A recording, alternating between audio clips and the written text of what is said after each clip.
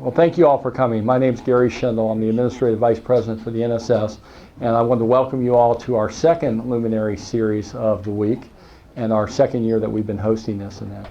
We have a little housekeeping I'd like to do. If you all would be so kind as to, pull out this thing, the cell phone, and if you all would be so kind as to put that on vibrate or even turn it off, that would be wonderful. We'd appreciate that very much. So, having said that, I want to welcome you all again. We've got another great speaker lined up for you all, and we very much appreciate you all coming. These will be put on the web after Dave and Alex do the editing and putting it all together. And so if you know friends who have missed these and would like to see them, they will be on the NSS webpage under the Luminary series. So having said that, I'd like to introduce Dave Hughes. Wow, what a treat indeed we have for you this afternoon.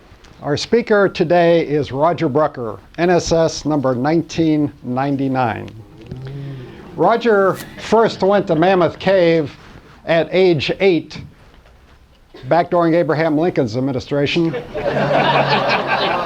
and thus began a lifelong love affair, indeed an obsession, with the caves, the land, and the people in that wonderful region of America. Along the way, Roger worked with, caved with, and sometimes jousted with legends such as Jim Dyer and Bill Austin. And he also co-founded the Cave Research Foundation, the organization that pioneered appropriate and repeatable modality to interface with the National Park Service.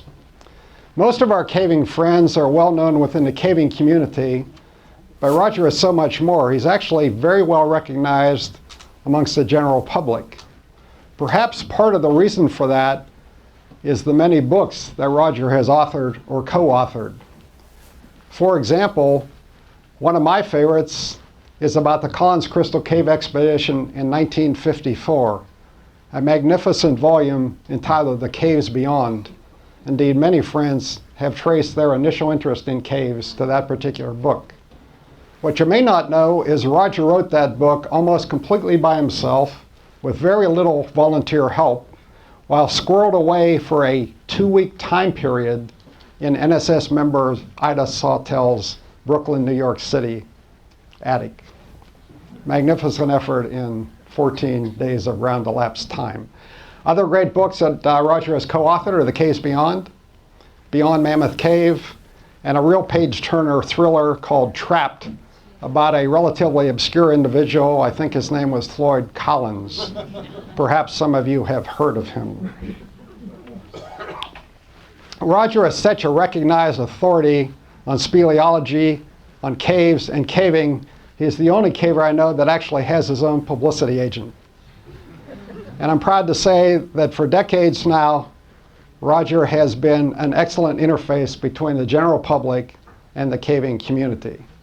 Indeed, at an age well north of the birthday when most men have already retired to their easy chair, or maybe simply died altogether, Roger is still out there plugging away, representing himself, his country, and the NSS in an exemplary manner. Thank you very much for that. And please join me in welcoming 2013 NSS Luminary and a great friend, Mr. Roger Brucker.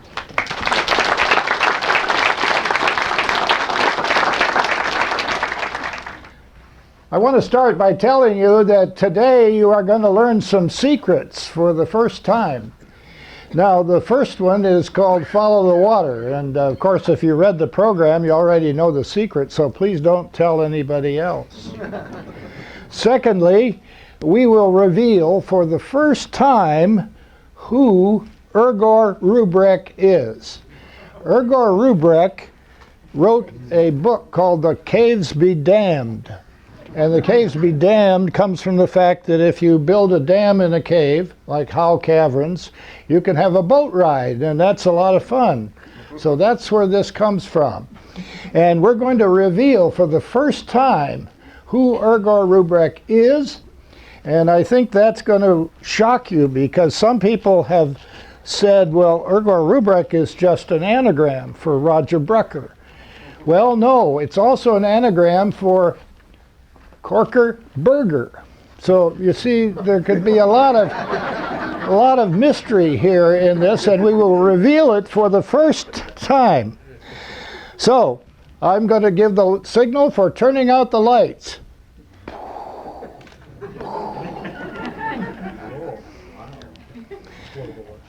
All right, we call this follow the water.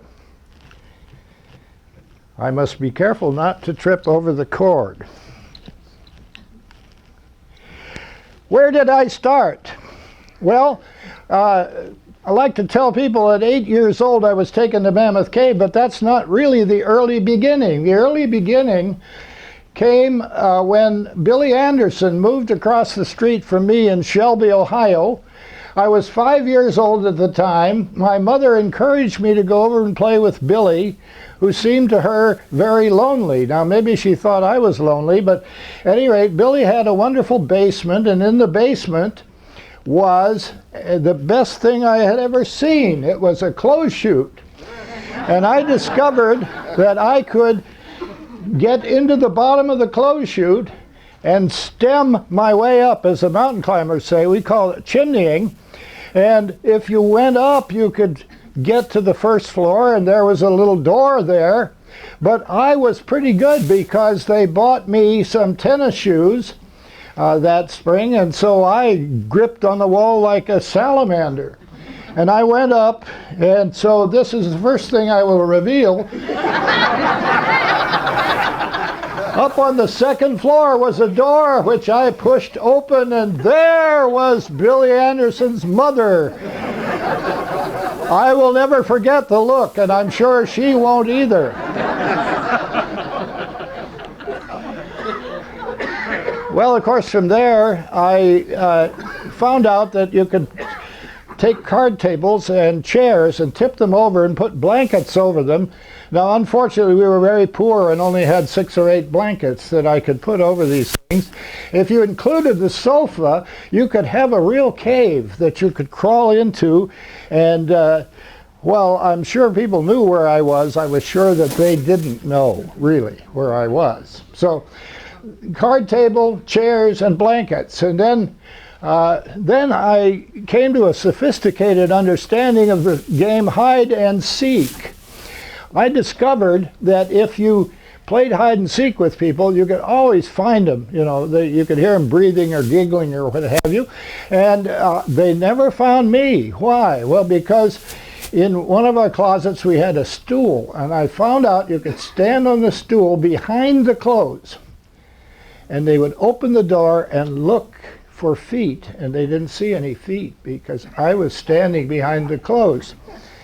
Now, I'm sure psychologists would have something to say about this, but at any rate, I was taken to Put-in-Bay caves at about age 6, and the thing I remember is that it was very chilly in those caves. I had white shorts and white shirt, ice cream clothes as it's called, and we went through the caves at what I thought was a lightning speed. Every time I wanted to look at something, people would say, "Hurry up, move along, kid." But that was my first introduction to caves, and I discovered that those caves were fascinating. But at age 8, I was taken to Mammoth Cave by my mother. Now, I have to tell you, by that time, I had some idea that caves were wonderful, even though I'd just been in dinky ones. So I saved up my allowance, and I bought a flashlight, a beautiful 5-cell flashlight, 5D cells, heavy as hell. But anyway, I took that into Mammoth Cave. And at that time, Mammoth Cave was lighted by kerosene lanterns, for the most part, and guides would throw torches at places.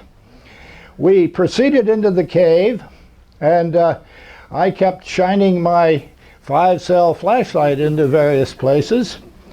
And we came to a place called the Methodist Church. I shined the flashlight up there and said, "Where does that go?" The guide stops everybody. He says, little boy wants to know where that goes. It doesn't go anywhere. It stays right there. Ha, ha, ha, ha. And I thought to myself, one of these days I'm going to find out where that goes. Well, it was about 1962 when when Cave Research Foundation got access to Mammoth Cave. I was leading a party, and we said, we're now at the Methodist Church. Now you guys wait here. I'm going to see where that passage goes. It's been a lifelong dream of mine. So I worked my way up the breakdown pile, turned the corner on this giant passage, and another breakdown. It did indeed terminate. So the guide was right, I was wrong. Anyway, this is the story of my life. All right. One of my idols was my aunt, Margreta Brucker, and she wrote novels. She wrote murder mystery novels. As far as I know, she never murdered anybody, so I don't know how she did it. But she had a card table set up and a portable typewriter in her back bedroom, and she would write novels, one chapter a day, and she wrote probably 4 murder mysteries, and then she changed over to nurse books, and as far as I know, she'd never been a nurse. Then she changed to romance books. She was never married, so I never understood that. Then she wrote teenage books, and I wasn't sure she was ever a teenager either. But I marveled at her, and I think she was my idol for writing, because I always liked to hear stories and tell stories. At any rate, I joined the Met Grotto after graduating from Oberlin in fine art, and discovering that all of the fine art majors were twice as good at drawing and twice as fast as I was. And I knew I would never make a dime of living trying to be an artist. Well, I eventually discovered that what I was a storyteller, and 50% of most stories are visual anyway, and the other 50% are words. So that was something. Joining the Met Grotto was very interesting because they said, oh, how would you like to edit the newsletter? Now the newsletter then was mimeographed, and so you had to type up a stencil, and of course if you screwed up in the typing, you'd have to paint it over and go back and type again. Now this is before any of you knew what a mimeograph was, so that's why I see a hand, or here's a hand, here's somebody who knows. So we went to various places as a grotto, but I enjoyed editing that newsletter. And one place we went was New Jersey caves. I remember Howard Sloan said, we found this wonderful cave in New Jersey, and there's reason to believe that it is big. And so we'd like to have everybody meet at the Sunshine Diner at such and such an intersection in New Jersey. And we'll get to the cave right after breakfast. And there were about 20 people there. And he said, now, what we're going to do is to divide the group into teams. There's going to be the assault team. And the assault team of 4 will go in first. And then will come the first survey team. And then will come a sketching team. Well, I was in about the 4th team. The first team went in, and we kept saying, you know, what the hell's going on? We don't hear anything. Pretty soon, the assault team backed out of the cave because they'd come to the end of it. Now, that tells you a secret about New Jersey caves, that I hope you never go to an assault team campaign on a New Jersey cave, because you're going to be disappointed. But it occurred to me that I got a taste for the first time of what I would call Eastern regimented caving, which is patterned pretty much after mountain climbing. But I met Bill Holstrunk there, who was very interested in making a movie. Well, I was in the Air Force making movies, so of course I knew everything there was to know about movies, and I said, well, you've got to have a movie camera. So he bought a Bolex 16mm movie camera. Then I said, well, it'd be nice to make a cave movie, only you need lights. And he said, oh, well, he then bought some aircraft landing lights and some batteries, and next thing you know, we were making a movie called The Spelunker. I think it may still be somewhere hanging around the NSS. It was a black and white film with music and everything. It was a marvelous thing. This was before spelunker was a pejorative term. Now, of course, we'd have to call it the caver or the gung-ho caver. All right. The Air Force moved me to Ohio, and that was a pivotal point in my life because I was in on the ground floor with Phil Smith and Roger McClure. Now, McClure doesn't exactly hate me, but he's not here.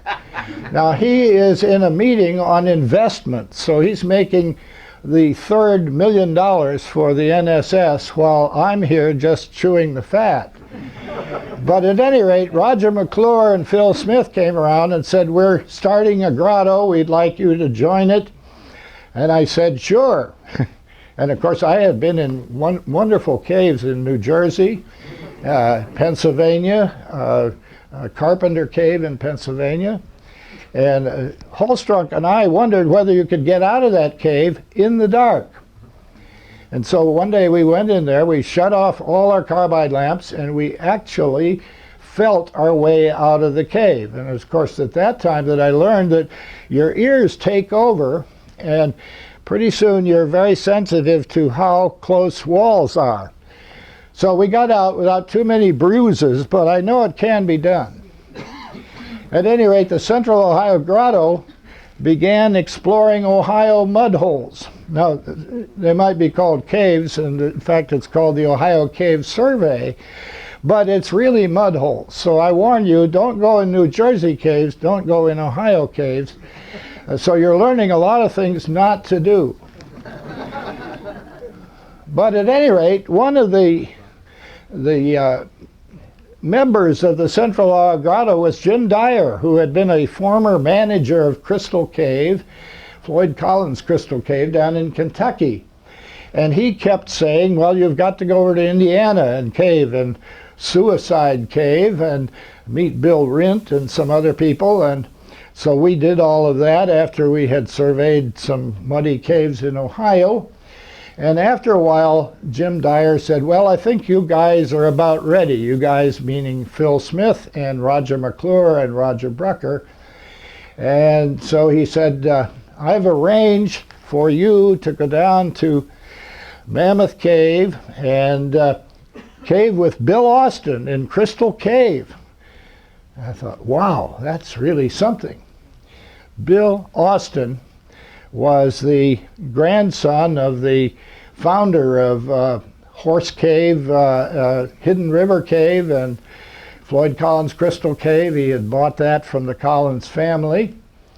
And Bill Austin was a giant in the words of Jim Dyer. He had done everything. He caved in golf spikes. Now, nobody here, I think, caves in golf spikes, but he thought that was the utmost, and who was I to question that? So we went to Crystal Cave, and I said to Bill Austin, what do we need to take in the way of food? He said, anything. I said, well, I have some crackers for lightweight and some Velveeta cheese. He said, oh, that sounds fine. I said, I've got a rope. Should I bring that? Yes, bring the rope. Well, the rope was about 40 feet of 5/8 inch manila rope, and I didn't know what else to do with it, so I wrapped it around my middle. Now, no caver would do that, so I'm revealing that I really wasn't much of a caver by then. So in the cave we went and went off on a rinky-dink. Now, this was Bill's idea of how to fluster and flummox other cavers, and he went off at a great pace, and we would thunder along the passage trying to keep up, and we'd go around the corner, and there he was sitting, and off he'd go again, and no rest for the wicked. So we got into the cave, and of course by this time the crackers were what's called cracker meal. And I'm not talking about something you can eat. And the Velveeta cheese looked more like a cheese ball, you know, with the nuts and everything pressed into it. The nuts were pebbles of quartzite. But the thing that really struck some of us about that cave, it was so big. We'd never seen anything that big. Certainly not in New Jersey, not in Pennsylvania, not in Ohio, but in Kentucky. My gosh. And at one point, I said, aha, we've been here before. How did we get here? And he said, that's a Flint Ridge smile, which you can't see, but it means I know and you don't, and you're going to have to find out if you want to know. At any rate, Bill Austin was not as harsh and unforgiving as it may sound, but he and Jim Dyer worked with the NSS to put together the C3 expedition, which was, again, modeled after European mountain climbing expeditions, where you set up camps, you have communications, you have all sorts of stuff, you have a supply team, you have press, and so on.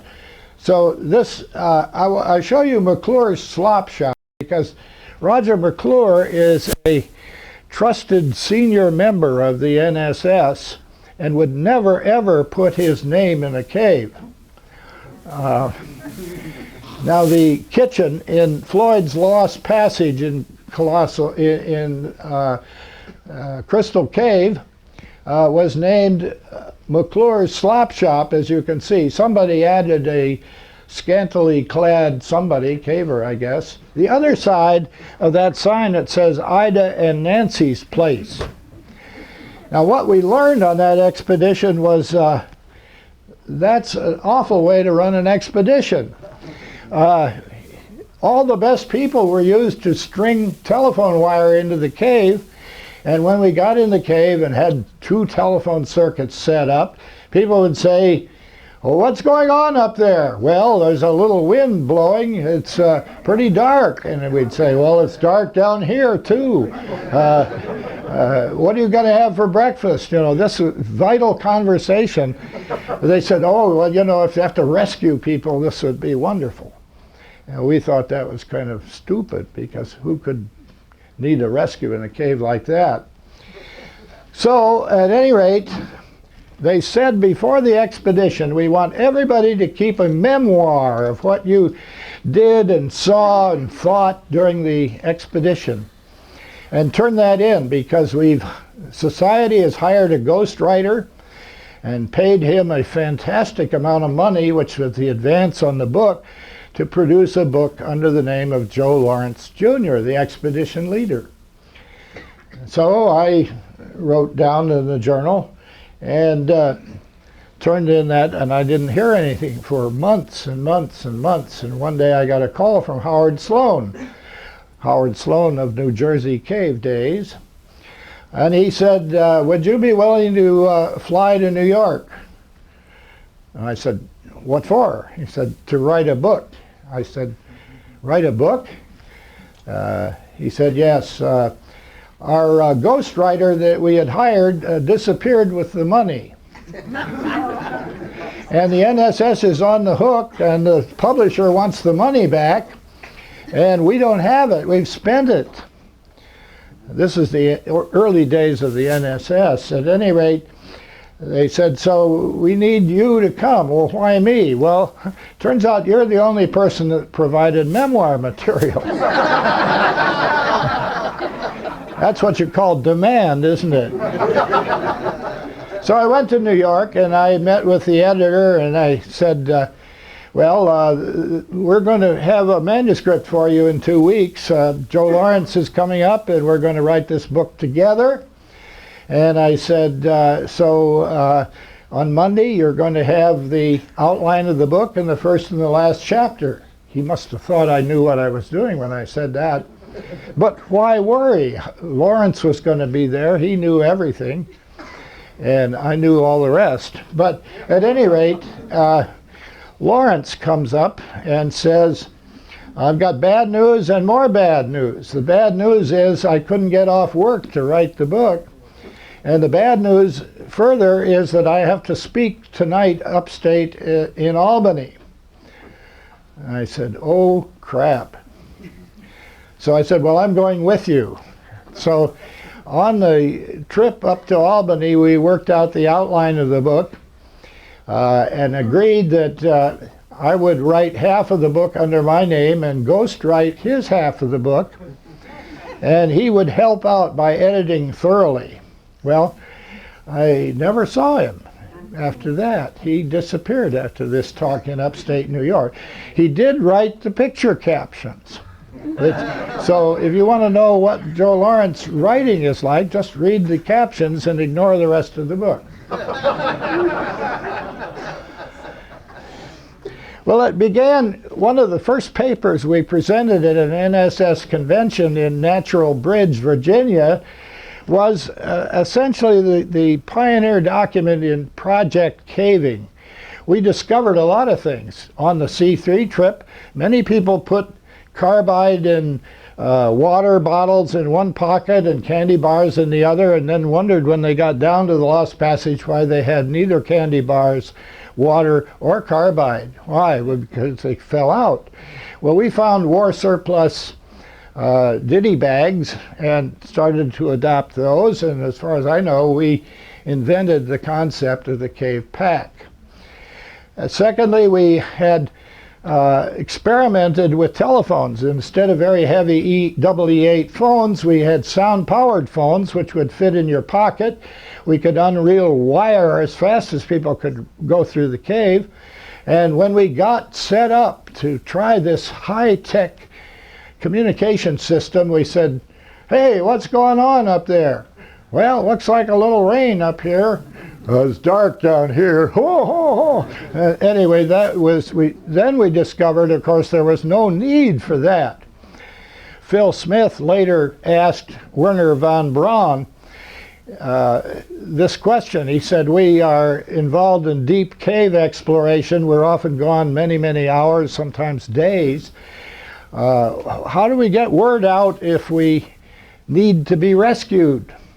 Werner von Braun said in a thick German accent, well, they put the lifeboats on the ship.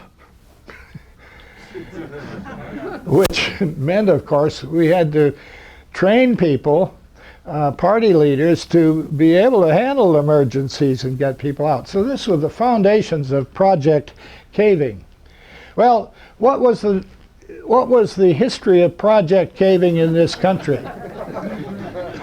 Well, you can see it there, and that is that a charismatic leader, now that's not Art Palmer, by the way. He was referred to as charismatic yesterday, but a charismatic leader starts the project. He grows old and he sours. He says the cavers aren't what they used to be. Damn these cavers, and he burns the maps. That was project caving in this country. So some of us decided we ought to be able to set up an organization that would survive the founders. And survive the founders meant doing something that hardly had ever been done in any cave group in the country. In those days, we had many, many people, some of whom you recognize. Will White is sitting up here in the front row, pretending not to know that he's the person on the left. Red Watson is there. Art and Peg Palmer are there. Scooter Hildebold is there, of the Eagle brand condensed milk fame. Here's the Spiele Hut down there, and there's Stan Sides, who is off. He's sitting back there also. So you see, old cavers seldom die. I guess they die once. But what was the big thing we learned about this? Well, from the charismatic leader deserting the ship and sinking all the data, we've learned how to do this. The only way to keep the cave is to give it away. Kick the old farts in the teeth, give them a dinner and a plaque, bring in fresh cavers, train them, and give them a job to do. So that's really the founding principle of the Cave Research Foundation. And I hate to tell you how many plaques we've given out and how many dinners.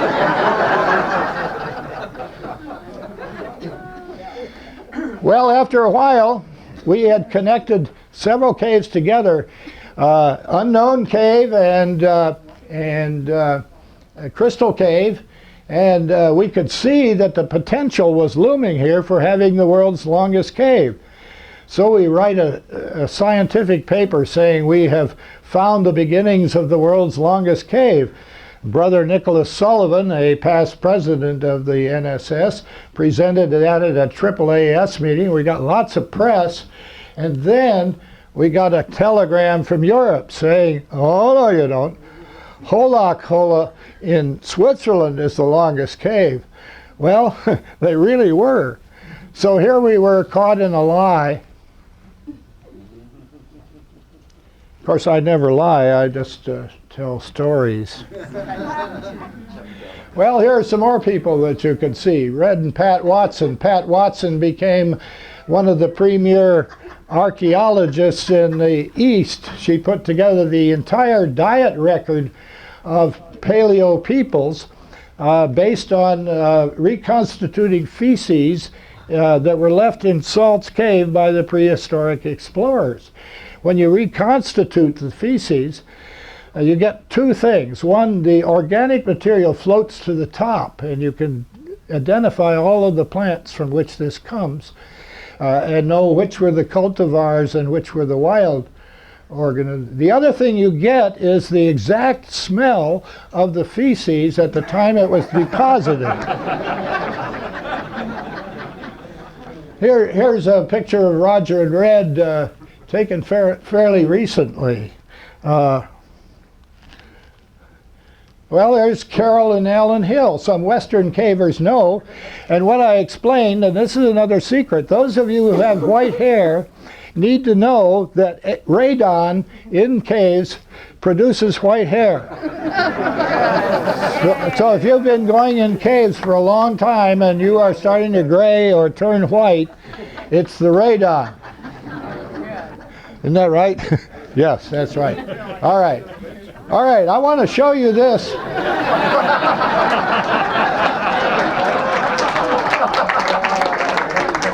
Now, as we learned yesterday, Art and Peg Palmer do the same thing year after year. That's before on the left and after on the right. Damn that radar. But at any rate, it was through a lot of work by Will White and Jack Hess and Art Palmer and so on that gradually the science has moved in to really replace what I would call vivid writing about Mammoth Cave. On the left is Tommy Brucker. Tom Brucker is described in The Longest Cave as scaring the daylights out of Red Watson. He soon gained the nickname of Tommy Death by others. Now, I have no idea why that was, but he would. I remember when we. Oh, it was speleology at its best. Back in those days, we had no comforts to speak of. This is a comfort station, and it's about as good as it gets. But there are people like Pete Lindsley there. There's Roger McMillan. I think there's Tom Brucker on the left. I'm not able to identify all those people, but they are sanitary engineers. All right. In 1972, we had mapped enough of that system to pretty well recognize that we were getting close. We were under Houchins Valley. We were getting close to it, and Tom Brucker and Richard Zopp found the initials of two Mammoth Cave explorers, Pete Hansen and Leo Hunt, LH. And they knew then that they had connected. Well, John Wilcox then set up a trip so that on September 9, 1972, those caves were connected, and at that time we had the world's longest cave, bar none. This is an early picture of some of these people. John Wilcox is on the left in the upper left picture. Here's a picture of Tom Brucker, Richard Zopp, John Wilcox, Pat Crowther after finding pH on the wall. And that's the real connection trip. We described it in vivid detail, the first survey trip through that connection. Here's John Wilcox calculating the distance to go, and here are the 6 people who completed the survey through that in 1972. Well, that led up to a book called The Longest Cave, and I remember as Red Watson and I heard the news, we said to each other, we ought to write a book. And I said, well, this time I want my name on top. Now, you need to know that authors are always cautioned to never try a collaboration, because notoriously authors have huge egos. Of course, I don't have a huge ego. Wouldn't you agree? At any rate, they have huge egos, and they generally clash, because one of them says, my words are precious, and the other one says, my words are immortal. You know, precious versus immortal. Not a good combination. But every word in The Longest Cave was really worked on, written, edited many times over, a manuscript submitted to the people who are alleged to have said things. And in other words, it was a pretty workmanlike book. We scrubbed and scrubbed. It started out badly, however. We had rented a house. We'd put up some 8-foot tables. We had put in typewriters, and then Watson says, well, I've got to leave for 3 weeks. I thought, oh, I've been here before. So I started in on writing the history of all of this leading up to where the book was. And after the book manuscript was submitted, the publisher said, we're going to throw out this history crap. Who cares? And we said, well, wait a minute. That, you know, you don't know the whole story unless you see the build-up to it. And Red very wisely said, how about we make it an appendix? So they said, well, okay. So we did, and we urged people in the beginning of the book to read the appendix if they wanted the whole story. So at any rate, that was a true collaboration. And after doing that, I started working on a book on Floyd Collins. And one of the problems on Floyd Collins is that there's a lot of secondary material. There are newspaper accounts. There's a book compiled from newspaper accounts published a couple of months after Floyd Collins' death. But it was almost impossible to find anything written about Floyd Collins or any original material. So I spent some years trying to retrace where Floyd Collins went, where his name appeared in Crystal Cave and so on. And one day I put together a book proposal, and the phone rang, and it was Bob Murray, who was a historian at Penn State University. And he said, I'm starting to write a book about Floyd Collins. And I thought, oh, crap. And then I thought, well, he's going to run into the same wall that I did and everybody else has. There's only so much material, and it's abundant, and a lot of it's wrong. So we began to talk, and he had interviewed some people who worked on the rescue and so on. And after a while, I said, well, maybe we ought to get together. We might write a better book together than we could separately. Remember, don't collaborate with anybody. But he seemed like a good guy, and so he came one day in winter, and we sized each other up. We drank a little wine, and we decided that we could put together a pretty good book. So I said, by the way, how do you write history? I thought history professor is a good person to ask that. He said, well, you want to spend all the effort you can expend to get to original sources. Well, the original source in this case was a handful of people and the cave itself. So we had to get into Sand Cave and measure it and see what happened from the point of view of a caver. So we did that. But that book also is 100% collaboration in every line in it. It isn't that Murray only did the history and I did the caving part. Now you have to know that a history professor writes in 50-word sentences, compound sentences, highly convoluted, passive voice, and so on. Well, I knew I was a better writer, and he knew he was a better historian. So we got along famously. We subsequently went on 2 voyages in his 32-foot Pearson yacht in the British Virgin Islands. But we wrote that book, and the main thing I want to tell you about Floyd Collins is that caving alone is frowned upon. By the way, another book has appeared which Homer Collins wrote. Actually, he wrote 3 different versions of it, some of it assisted by Jack Lehrberger. But essentially, we had those 3 manuscripts, and so the book called Trapped really incorporates the true parts of that Homer Collins manuscript.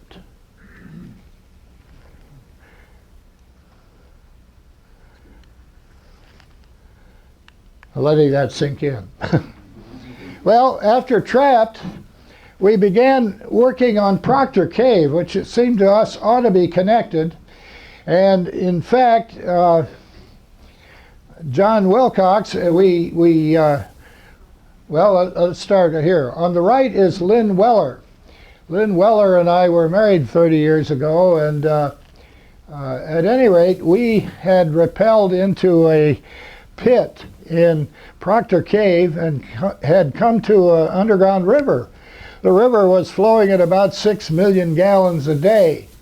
Now that's not per hour. Now in Missouri they talk about 6 million gallons per hour, but this was a big river as far as Mammoth Cave went. And we began surveying that. What we didn't know was at the same time, Don Coons, who is also sitting in this room, had discovered the same river at the same time that an earlier explorer, Richard Zopp, had found that same river. He found the middle of it, we found the downstream end of it, and that produced a long underground river that Jim Quinlan had predicted would be there. Well, the more we plotted the maps, the more we saw that a place called Bransford Avenue was heading toward this connection. And so in about 1981 or 2, we found that connection from the Mammoth Cave side and surveyed that in. Well, that led to eventually connecting with Rappel Cave. Now that story is told in the book Beyond Mammoth Cave, Tale of Obsession in the World's Longest Cave. And somebody warned me, don't try to write a book with Jim Borden. Well, Jim Borden was a friend. What's wrong with writing a book with him? Well, he wrote in 75-word sentences. And it took 2 pages for him to cross a canyon. And every word was not only precious and immortal, but golden. Platinum, maybe. So at any rate, that was a tough book to write, but gradually we got through it and wrote the story of the connection of Proctor Cave. And there are some people who were on that trip. Where is he? I see him sitting over there. Anyway, that trip, Roger? Huh? I was on that trip. Yeah, Don was on the trip. Dave Black was on the trip. So you see, there are people who have not yet died who I can't very well lie about, because they would call me a damn plaque either.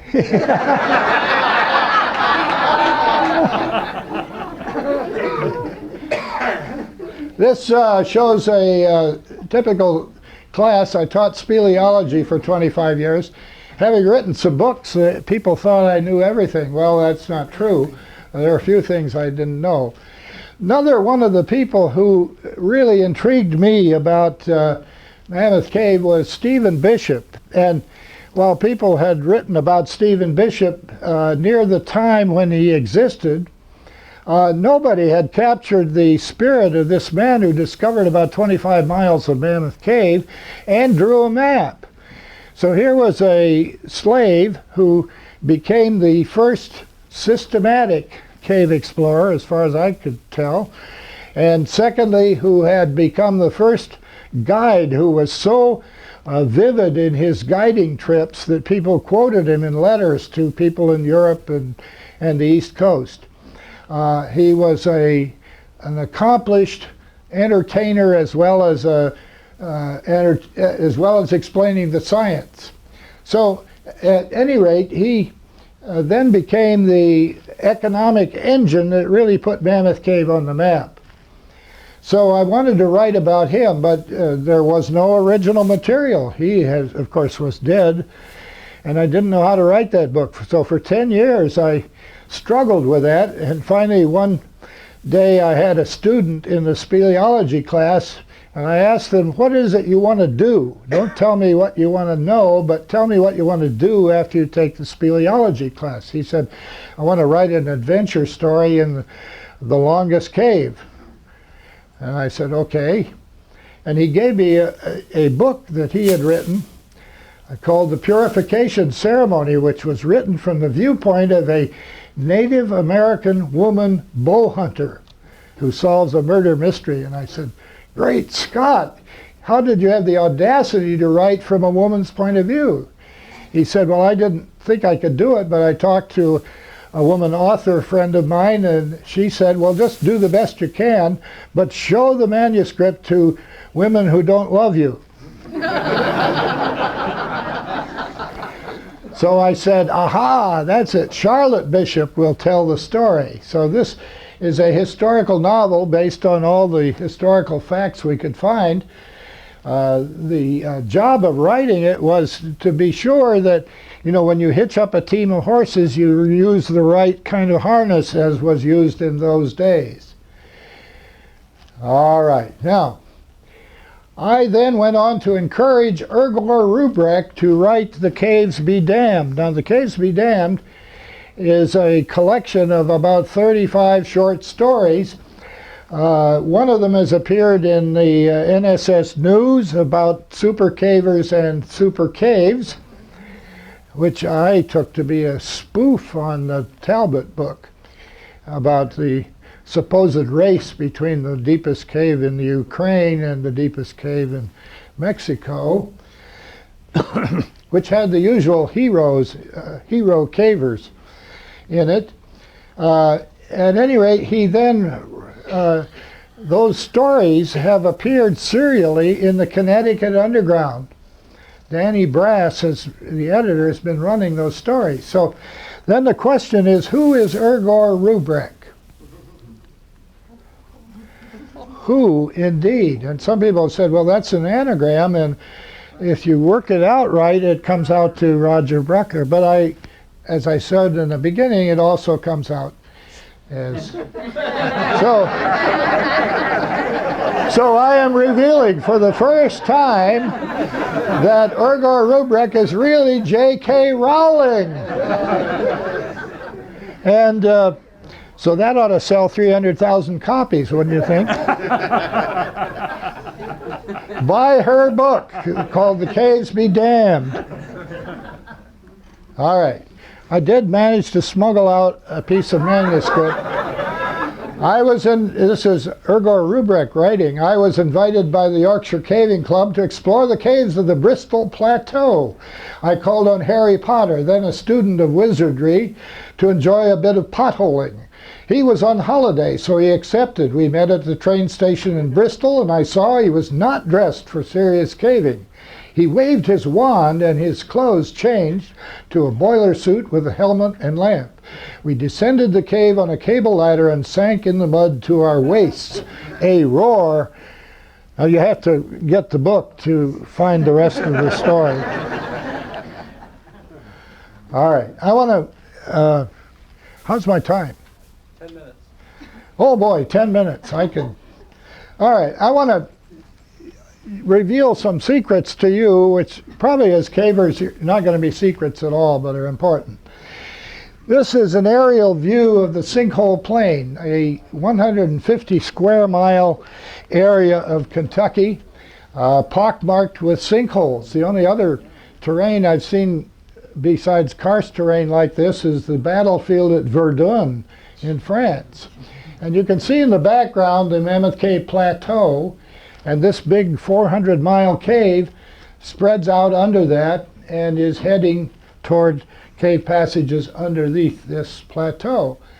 So it was announced this spring that Mammoth Cave is at 400 miles, 644 kilometers, and it's still growing. It is still growing. This is a line map, actually a computerized line map, which shows you all of the components of Mammoth Cave spread out over quite a distance. But I put this diagram together to give you a better idea of how this cave became the longest. You can see this looks like a tree, and it's really an isometric drawing, which means it can be scaled. And if you look way up at 1780, you'll see two dotted lines for Salt's Cave and Mammoth Cave. Those are the caves visited by the Aborigines, and the width of the band illustrates the miles of length. It is proportional to that. So you can see that Salt's Cave, Colossal Cave, Unknown Cave, and Crystal Cave were joined together about 1963, and at that time that was the world's longest cave, about 135 miles. And then in 1972 it joins Mammoth Cave, and Mammoth Cave, of course, oops, wrong one. All right, I want to point out Mammoth Cave, Stephen Bishop crosses the bottomless pit at this point and gradually adds to the length of the cave. In 1938, they find the new discovery that adds to the length. So when we get down here, Mammoth Cave is about 44 miles long. Then we hooked in and found the connection with Proctor Cave after finding Morrison Cave connected. And then comes Roppel Cave. Now there are two other discoveries since that time. Hoover Cave, which was about 3 or 4 miles long, and Donkey Cave, which was known since about 1910, was connected Memorial Day 2 years ago. So Mammoth Cave essentially is a collection of caves whose natural connections have been discovered. And so 400 miles are there. Now some Pat Cambyses, who's lecturing in another hall, said that there's a cave system down in Yucatan which is about to be connected, and that's going to really threaten Mammoth Cave. And he said, well, what you need to know is that the Fisher Ridge cave system is 120 miles long. It's not shown on the chart, and it's about 300 feet from connecting to Mammoth Cave. So the minute those folks down there get close, guess what?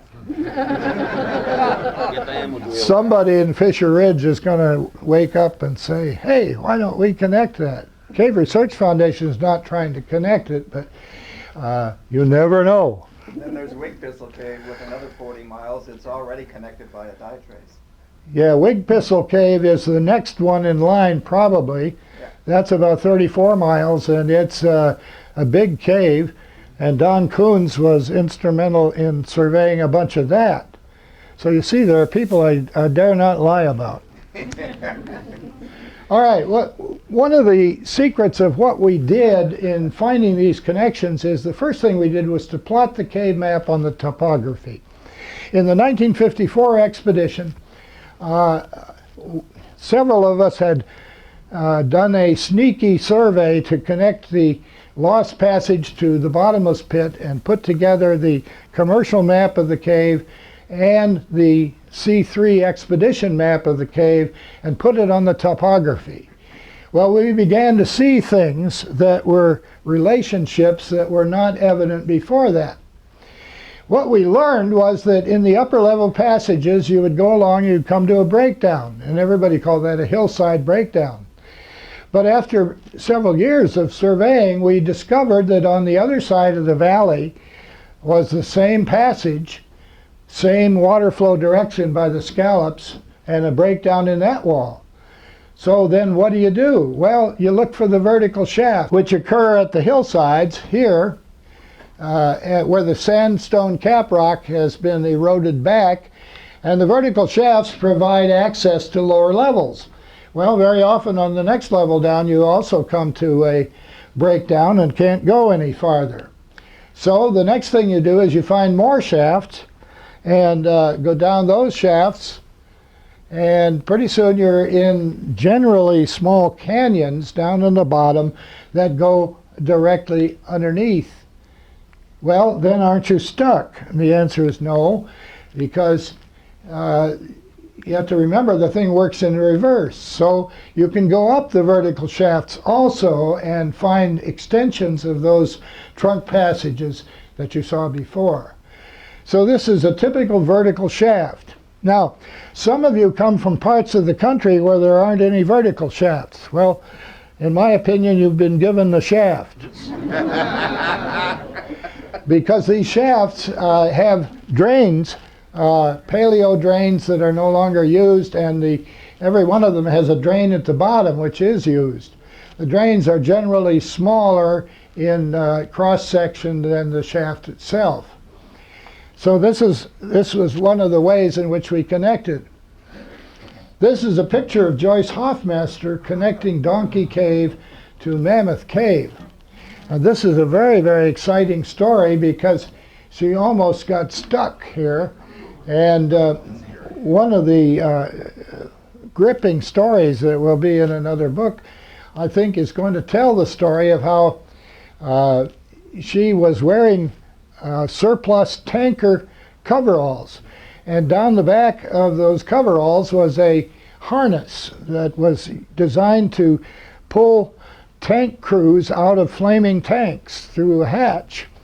And so she said to Norman Warnell, reach down my neck and undo a Velcro patch, and there's a harness there. He did, and was astounded to find the harness was there. Lynn gave a pack strap to Warnell, and he began to pull, and gradually she popped out like a cork from a bottle of champagne. We don't tell that story in the Park Service, but at any rate, this had the earmarks of a Floyd Collins story in the making, because she was lying in cold water. Well, these drains are very small compared to where they drain to. The overlook is a pit which is about 40 feet in diameter and maybe 120 feet high, and it drains out a little hole. And here's where the little hole goes nearly half a mile and comes into the underground river. Small. So following the water means getting into small places and following that water. And I think these are by the famous German photographer Out of Focus. So the statistics are we have 11 connections, and these are natural connections. Some people say, well, haven't you dug these or dynamited them? No. 7 are made through vertical shaft drains. 3 are made through the underground rivers. 1 is made by digging through fill, and that was one of the oldest connections between the Bedquilt Cave and Colossal Cave. There are 26 entrances to Mammoth Cave, which is one reason why we were able to survey so much cave. Now, I attended another presentation. And what I learned is that Fort Stanton needs an entrance. I mean, they go 9 or 10 miles down the line, and only people who are 8 years old can do it, because they're 12 years old when they come back out. So I think we can spare one of the Mammoth Cave entrances if the price is right. All right, what is next in the saga of the longest cave? Well, Great Onyx Cave has about 4 miles surveyed. Bob Golden, who's sitting up here on the side, is the mapping guru of Great Onyx Cave, and he's mapped about what, 4 miles? A little over 4 miles. Little over 4 miles of Mammoth Cave. Now, Mammoth Cave runs right underneath passages in Great Onyx Cave, but they're 40 feet apart, and we haven't found a connection yet. Now, Lynn Brucker, who's sitting over in this row with a red shirt on, has made it her business to go down the river called the Lucy Cove River. Stan Sides told us what the name of it was, in Great Onyx Cave, and survey downstream, which is no picnic. And they are now about 350 feet from connecting to a place called Blindfish River in Mammoth Cave. So the connection is imminent. It just requires people with a thick enough wetsuit. There have been people going in there with thin wetsuits, and they say, never again. But Lynn is very persuasive, and she's talked some other people into getting thicker wetsuits, so they have high hopes. Now, what will we do? Well, we'll probably set up a sounding trip. That is, send a party into Ralph's River Trail to Blindfish River and to listen, and the survey party in Lucy Cove River in Great Onyx Cave will listen, and we'll do a sounding trip. Now, for you high-tech people, this is a sounding trip. You take a rock and you pound like 60, and if they can hear click, click, click, they know you're somewhere close. Now, there are other secrets to finding big caves. One we discovered in Kentucky is that the upper levels tend to have a dendritic pattern, and indeed the lower levels do, but they're superimposed and they're fragmentary. So one of the things you try to learn in a cave is the pattern of it. And if it's dendritic, then that's a lopsided tree, so you want to find out where the missing cave is. Part of that depends on the hydrology and the geology of the area, but that's not too bad an idea. Secondly, plotting the cave map on the topography is very, very valuable. We learned that here's a passage that goes along, crosses a pit, comes to a breakdown. We know that there's a breakdown beyond it. But if we superimpose the topography, we can see there's an intermittent stream that probably created that vertical shaft. We can see a valley wall has collapsed, and on the other side of the valley wall is a continuation of the passage. These are the relationships that led us to know where to send exploration and survey teams, and why we've been pretty successful at finding what we were looking for. Well, another way to do this is big caves require project caving to manage the logistics, the mapping, the training, and the attrition. Now, like it or not, cavers get old. Their hair turns white due to radon, and pretty soon they sit on their duffs, and they can't get through the squeezes. So the attrition is going to happen. That's the only iron rule of caving. You're going to lose cavers. But you're not necessarily going to get them unless you can put the Flint Ridge smile on them. So if you recruit a lot of cavers, they'll think you have a big cave. Roppel Cave did this. They recruited all kinds of people from Maryland and the East, and they came in droves, and it really made that into a big cave when it wasn't a big cave to begin with. Another way to find a lot of cave is to smile a lot. People say, "What did you find last weekend?" Huh? And you give them a big smile. One of the best ways to find big cave is to just stop and ask, "Are there any caves around here?" And they say, "Well, no, there aren't any caves." "Well, where do you dump your dead animals?" "Oh, we just stick them in a sinkhole over here." Well, that's where you're going to find cave. Follow the water, we've just explained that. Follow the air, everybody knows that. Find the missing pattern. Check dropped floors and walls.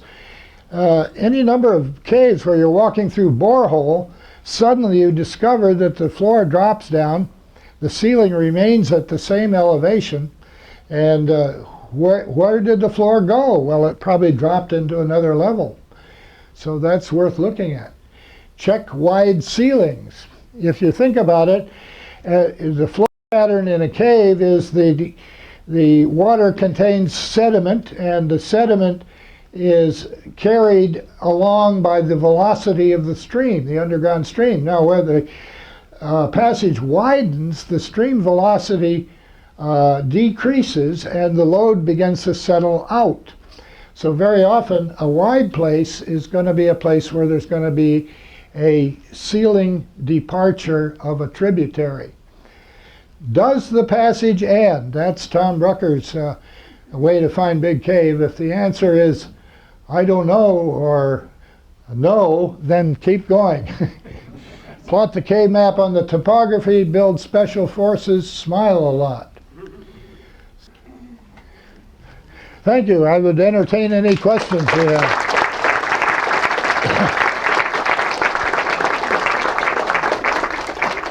Yes, Don Coons there. Just an important flip side to your elements. In Mammoth Cave, you do have nutrition in cavers, but you never ever have nutrition in cave. There's always more to find. I'll repeat that. There's always more to find at Mammoth Cave.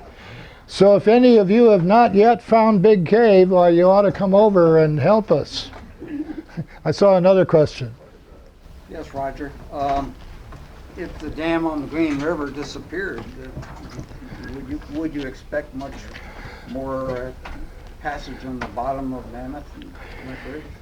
Yes, you need to know that the Green River is held up at an elevation of mean sea level at 420 feet by this dam downstream. The stream bed, in terms of the geologic history, has been filled with gravel all the way up to Mammoth Cave, and so there's a deep canyon. Well, we know that the deepest underwater caves are about 30 feet down, and they're elliptical in shape. They're tubes down there. So if you took the dam out, the water would go down maybe 3 feet or maybe a meter at Mammoth Cave. There are some places in Mammoth Cave, there are wet passages that might open up. We don't really know. So if you have a way to get rid of a dam, we want to talk to you. I'll talk to you later. Okay. I'd like to thank Roger for a very entertaining and informative presentation. Indeed, until this afternoon, I didn't realize there were any caves in Kentucky. We have to be out of this room in a few moments, but Roger has agreed to hang out in the lobby. So if you would like to meet him, have your picture taken, shake the hand of an American legend caver, or perhaps have a book signed, he would be delighted to meet you in the lobby. Thank you for coming.